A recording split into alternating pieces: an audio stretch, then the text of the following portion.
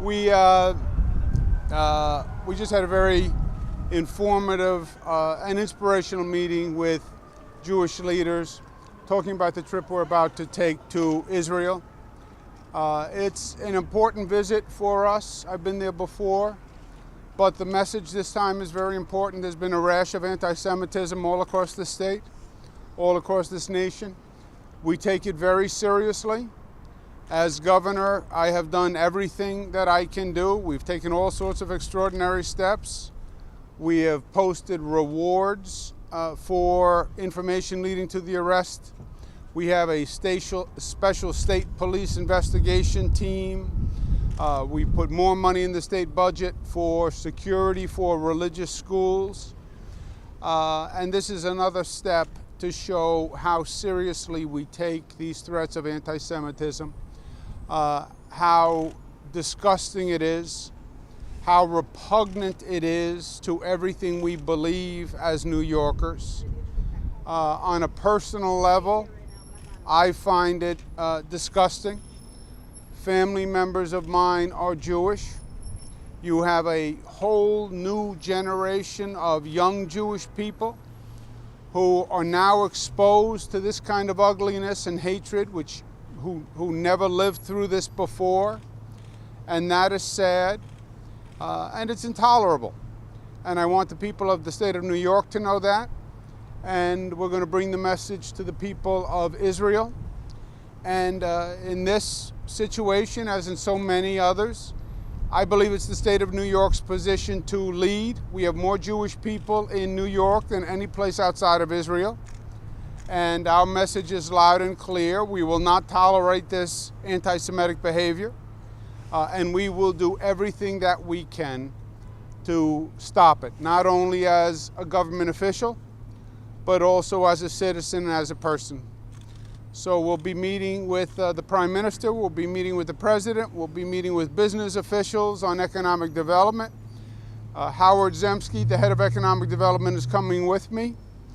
To those people who want to destroy our relationship with the Jewish community, I say we're going to make our relationship even stronger. And we're going to fortify the bonds between New York and Israel, and between New Yorkers and the Jewish community.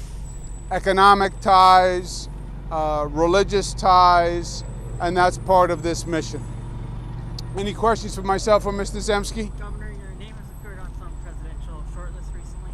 Do you want to be president, and what is your thinking as you consider running? I want to be governor of the state of New York, and I plan on running for re-election as governor, for governor of the state of New York. And if I am lucky and work very hard, I hope to do that. We have a lot of important projects that are underway, and a lot of good work to finish.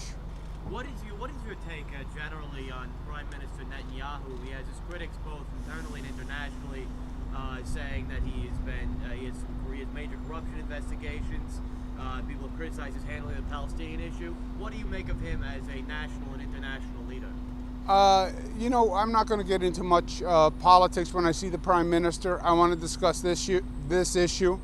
I want to discuss the connection between New York and Israel.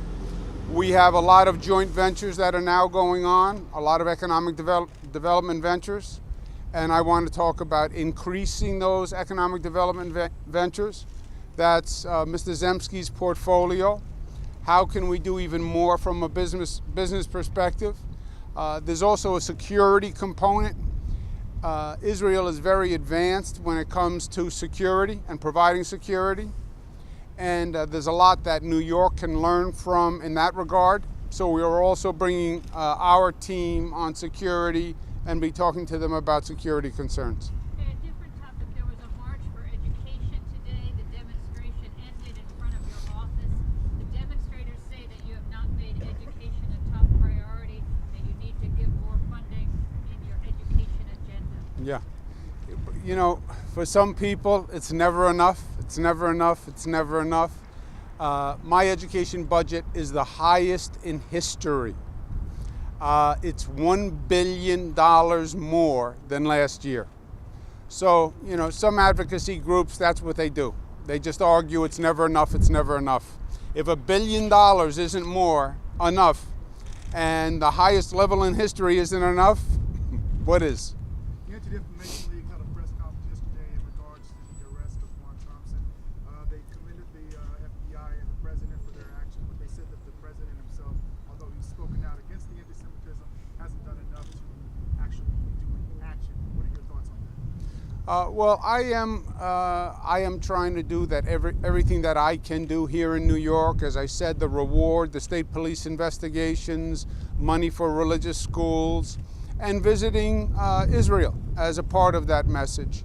I do agree that actions speak louder than words, especially in the political arena, because politicians say a lot of things, and what we want to say to the Jewish community in New York is I am as sincere about this as I can be, and I am as aggressive about this as I can be, both as governor and a private citizen. As I mentioned, I have two brothers-in-law who are Jewish, and they have beautiful families, and I have beautiful nieces, and they've been very disturbed by this. They're young, they've never lived through this before. You know, the kids who are in college now like to think that we're all one melting pot and we're beyond discrimination. And this is a very ugly reminder to them that we're not beyond it. It's not just about their parents' generation. Anti-Semitism is alive and well. It's been on college campuses. It's been done by their college classmates, which has been sad, frankly, that a young generation has to be exposed to this ugliness.